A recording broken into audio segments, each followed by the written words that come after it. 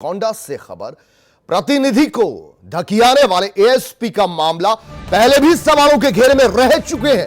ASP छेड़खानी से पीड़ित महिला और उसके पति पर दर्ज की थी एफआईआर।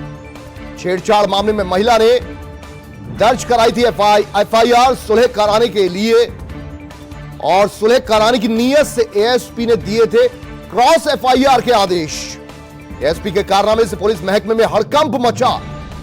प्रतिनिधि को धकियाने वाले एएसपी का बाल भी बांका नहीं। नेता बनने की राह पर चल रहे एएसपी, कब होगी कार्रवाई? सीएम योगी की किरकिरी कराने में जुटा कोंडा का एएसपी महेंद्र कुमार का वीडियो वायरल। संवैधानिक पद पर रहते हुए बनाई संस्था, राजनीतिक पृष्ठभूमि तलाशने तो नहीं जुट गए एएसपी साहब। जनता को आईटीआई बनाने का भरोसा दिला रहे एएसपी। क्या नेता बनना चाहते हैं एएसपी साहब? युवाओं को नौकरी का वादा कर रहे एएसपी। राजकुमार हमारे संवाददाता और ज्यादा जानकारी लेंगे। राजकुमार, ये बताइए कि एएसपी साहब की मंशा क्या है?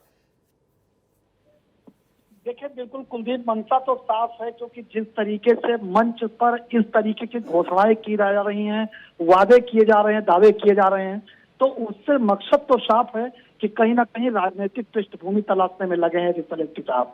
लेकिन देखिए, इस वीडियो के वायरल होने के बाद लगातार खुलासे हो रहे हैं, जो इनका यहाँ पर दबाव रहा है लोगों के ऊपर। अभी जिस तरीके से एक पूजा शर्मा से मेरी बात हुई कि जब उसके साथ छेड़खानी हुई थी, उसने अपने विपक्षी के खिलाफ मुकदमा दर्ज कराया था, और इसके बाद फिर वो जा करके इनका जो आरोपी था वो भी थाने पहुंचा, एफआईआर नहीं दर्ज होती है।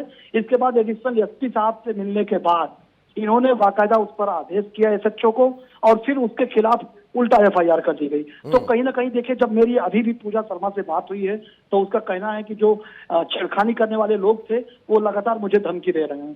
तो ऐसे में देखिए, जिस तरीके से एडिशनल एसपी, चाहे वो मिशन शक्ति को लेकर के गोंडा पुलिस इस तरीके से काम कर रही है, लेकिन कहीं ना कहीं अब छेड़खानी जैसे मामलों पर आखिर क्यों शिकंजा नहीं कस पा रही है? ऐसे लोग यहाँ पर जो कुर्सी संभाले बैठे हैं, आखिर इन पर कार्रवाई कब होगी? जी, क्रॉस एफआईआर लिख दी जाती है, जो पार्टी तहरीर देने आती है उसी पर एफआईआर दर्ज कर दी जाती है। अपने आप से सवालों के घेरे में एएसपी साहब। लेकिन राजकुमार, मैं ये समझना चाहूंगा, एएसपी साहब की उम्र क्या रिटायरमेंट उनकी होने वाली है, इस वजह से वो सियासी जमीन तलाश रहे हैं? कोई उनके राजनीतिक गुरु भी है क्या? नहीं, बिल्कुल बिल्कुल। देखिए, वो अब रिटायरी के स्थिति पर हैं, और इससे पहले कि वो अपनी जमीन तलाशने में लगे हैं, क्योंकि रिटायरी के तुरंत बाद ही हो सकता है कि वो राजनीति में आए, शायद, क्योंकि रास्ते वही चल रहे हैं। और जिस तरीके से वो मंच से इस तरीके से वहां पर आईटीआई बनाना, रोजगार देना, इस तरीके की जो बातें कर रहे हैं, उससे ये स्पष्ट है कि कहीं ना कहीं वो राजनीति की तरफ जाएंगे। लेकिन संवैधानिक पद पर रहते हुए इस तरीके से एक नेतागिरी या नेताओं की भाषा बोलना कहीं ना कहीं सवाल खड़े कर रहा है। और ये भी समझाइए हमें कि सरकार के समांतर योजनाओं की बातें करना, सरकार के समांतर युवाओं को रोजगार देने की बातें करना, सरकार की फजीहत नहीं हो रही इसमें क्या? नहीं, बिल्कुल हो रही कुलदीप। देखिए, इस तरीके से जैसे अब तक तीन मामलों की अगर हम बात करें, जो अब तक इस वीडियो वायरल होने के बाद 3 मामले निकल के आए हैं कि जहां पर जो पीड़ित युवतियां रही हैं, जिन्होंने आरोप लगाया है, छेड़खानी का मुकदमा दर्ज कराया है, उनको न्याय नहीं मिला है। एक की बात करें अगर, तो उसने जो एडिशनल एसपी की बात माने तो इनका कहना था कि वो मामले को सुलह समझौता कर लिया।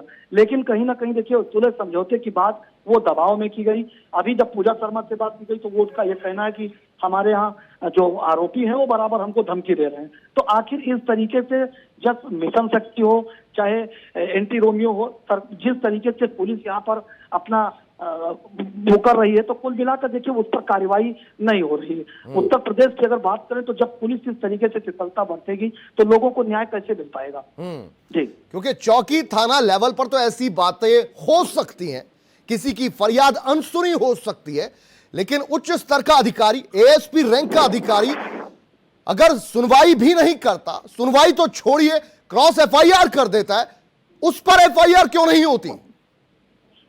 नहीं, बिल्कुल निश्चित तौर पर देखिए, क्रॉस एफआईआर करना भी ये पुलिस का हथकंडा है। एडिशनल साहब शायद इससे पूरी तरह से वाकिफ हैं।